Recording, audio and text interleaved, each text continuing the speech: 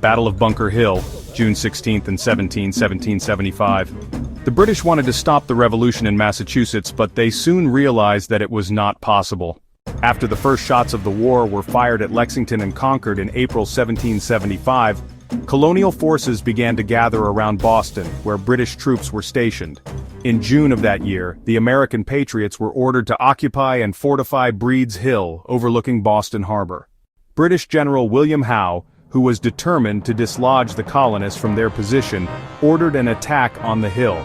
Knowing they were low on ammunition, one of the commanders ordered their men not to fire until you see the whites of their eyes. After many attacks on the hill, patriots had run out of bullets and were forced to throw rocks to defend themselves. The Americans were soon in retreat. Despite being forced to retreat, the Battle of Bunker Hill, mistaken for Breed's Hill, was a victory for the colonial forces. They had inflicted heavy losses on the British forces and had demonstrated that they could stand up to a professional military force. The battle also helped to boost morale among the colonists, who realized that they could resist British authority and fight for their independence. In January of 1776, cannons that the Patriots had captured at Fort Ticonderoga, a British military post in New York, enabled the Patriots to take control of the high grounds south of Boston. On March 17, 1776, British forces were forced to evacuate Boston following General George Washington's successful military campaign.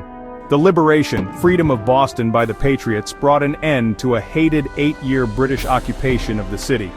The new British strategy was to capture New York, where many Loyalists lived, and use it as a base to conquer the middle colonies. In July 1776, a large British fleet, commanded by General William Howe, arrived in New York Harbor.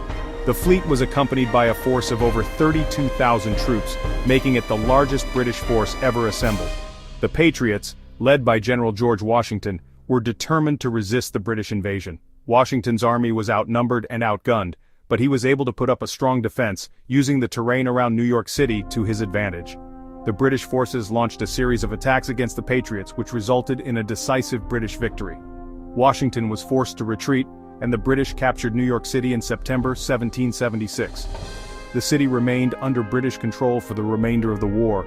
It served as an important base and port for British soldiers coming to North America from England.